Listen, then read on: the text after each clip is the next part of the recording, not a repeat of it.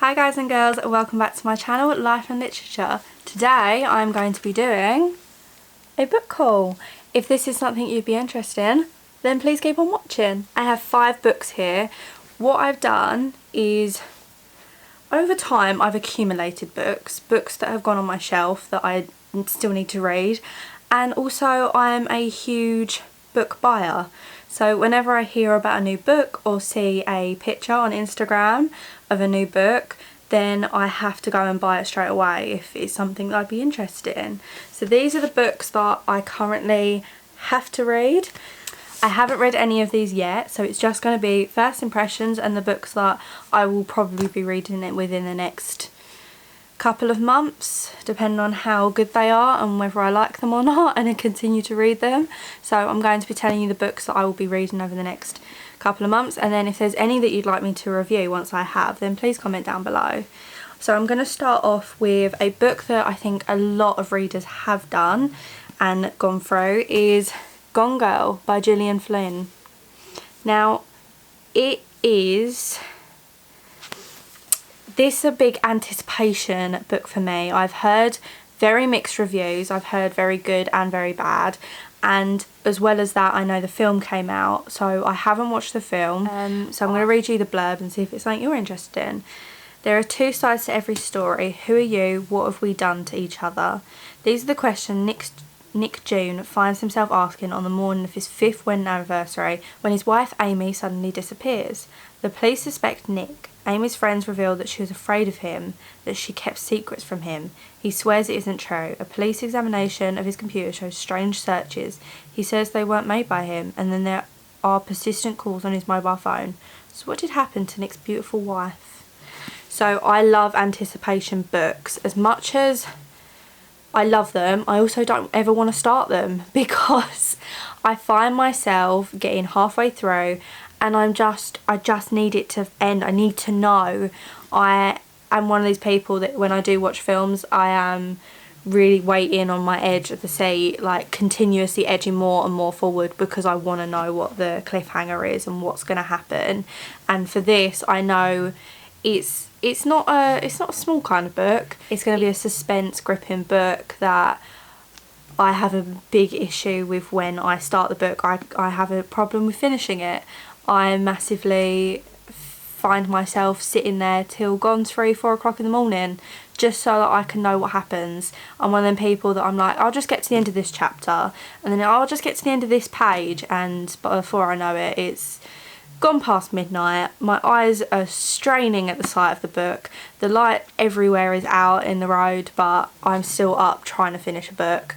So I feel like this is going to be, during quarantine, it might be a book that I'm probably going to grab quite quickly, just so that I can zone out for quite a few hours.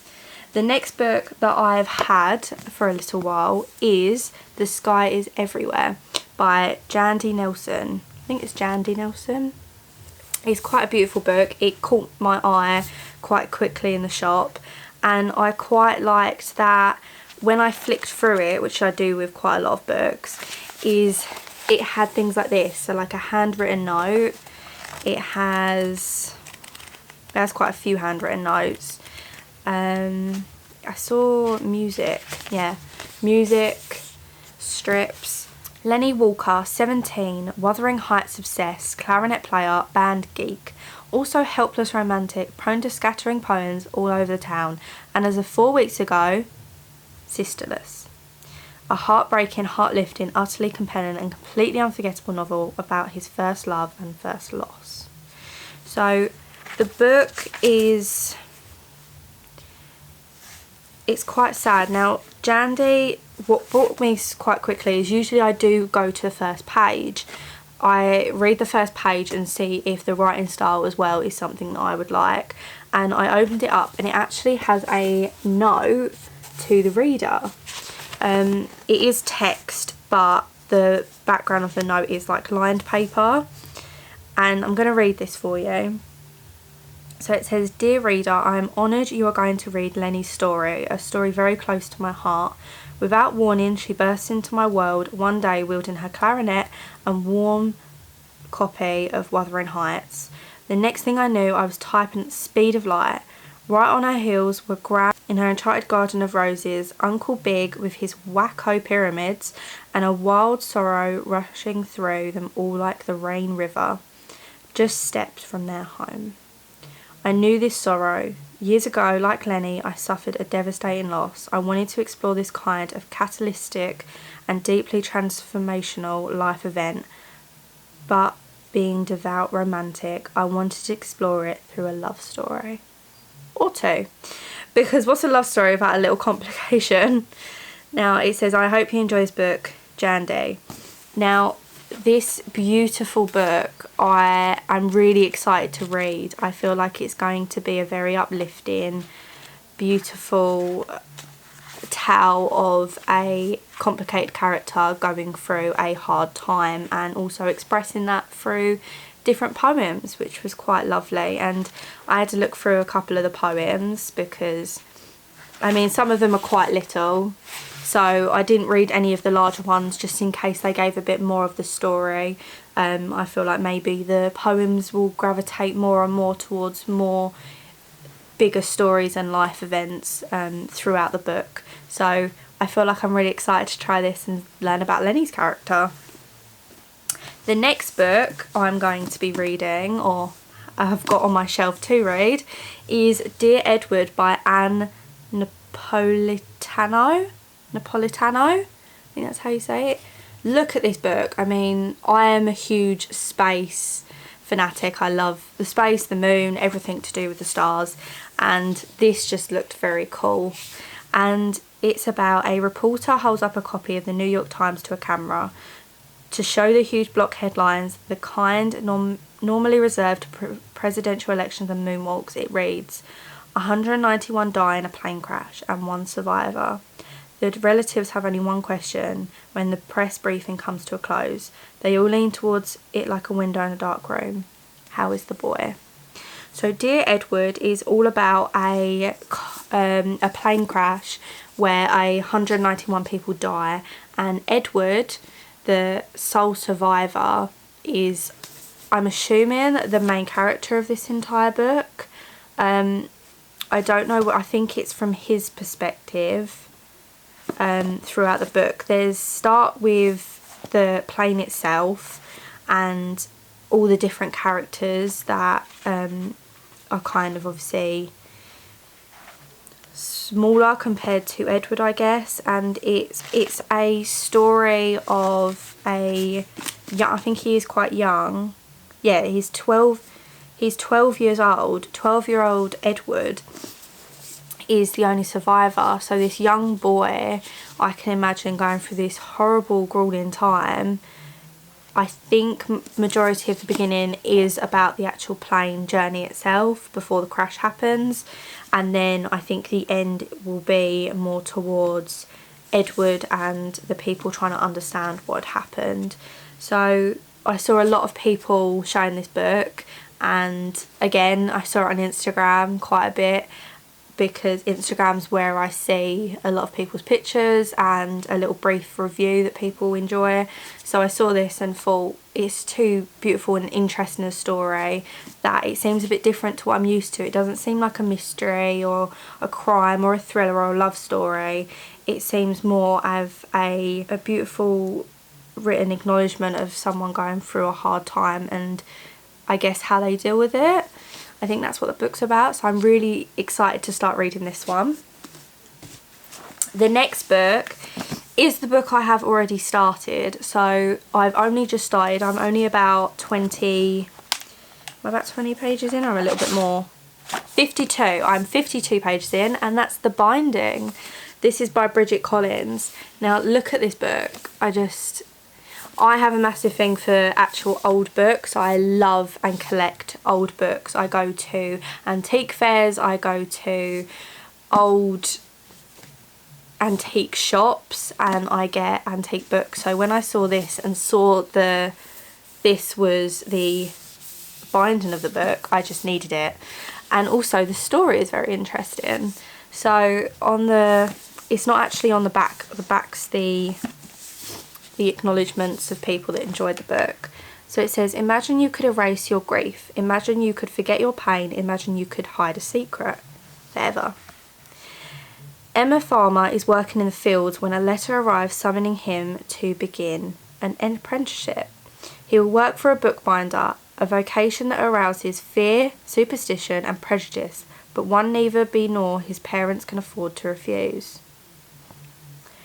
He will learn to handcraft beautiful volumes, and within each he will capture something unique and extraordinary. A memory. If there's something you want to forget, he can help. If there's something you need to erase, he can assist.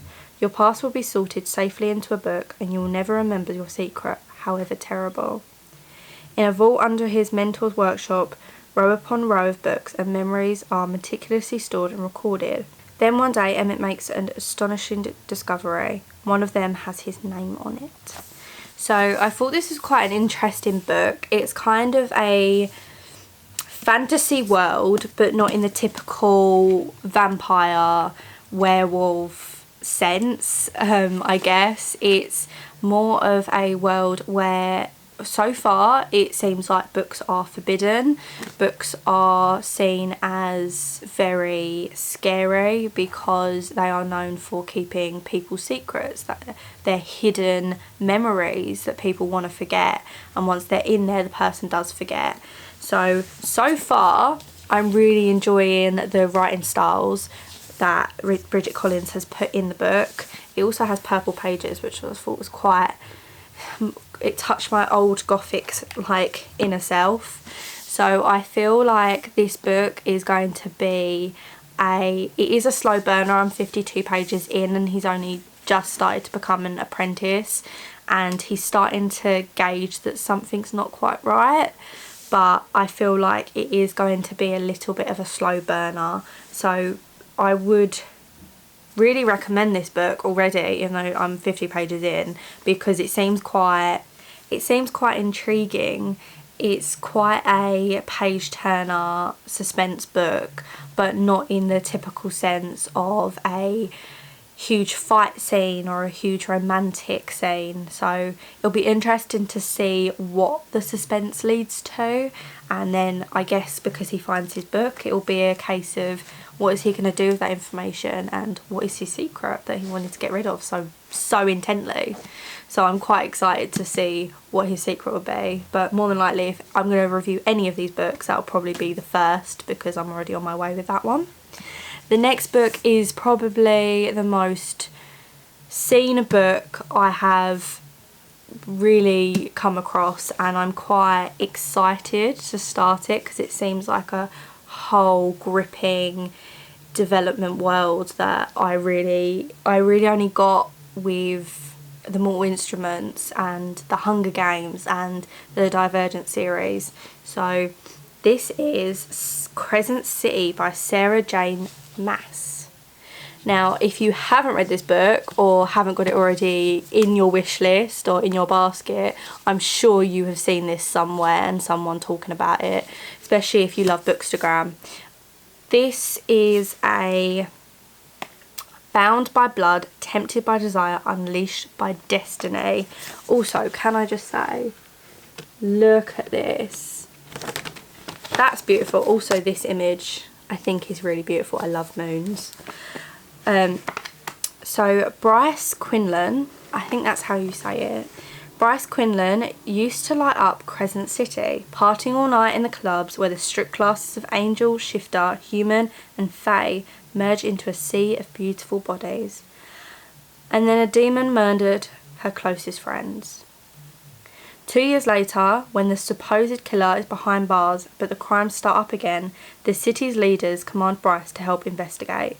They assign an enslaved fallen angel, Hunt Athalar, to make sure she does. But as Bryce fights to uncover the truth and resists her attraction to the brooding angel who shadows her every step, she finds herself following a trail that leads deep into her own dark past. This is quite a hench book. It's quite big, it's quite a chunky meaty piece compared to Dear Edward, bless him. So this is going to be a very long read. but I feel like the world that it is going to dive into is going to be very close to my heart, and I feel like the fantasy mixed with the drama and kind of crime mystery element is kind of all my favourite books put together. I feel like this is really gonna be hopefully one of my favourites, because with a book like this you really have to dedicate yourself to read the whole story and learn and develop with these characters and the mystery behind it, as well as this enchanting world is quite exciting. I think out of all of them, I feel like Crescent City is probably going to, prior to reading fully any of these books, I think Crescent City is going to be my favourite. I'm hoping it's going to be my favourite. It'll be in my bookshelf over here, or I do have a bookshelf over by my TV. So I think these are going to look great on them. But I'm really excited to dive into all of them and read them. So if you would like any reviews of them, or if you've got any recommendations based on the books that I have chosen, please comment down below. I love to see interaction.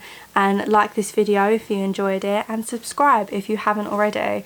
Now, I really hope you enjoyed this video. I'm definitely going to be doing more book hauls, because being inside, the only thing to do really is read.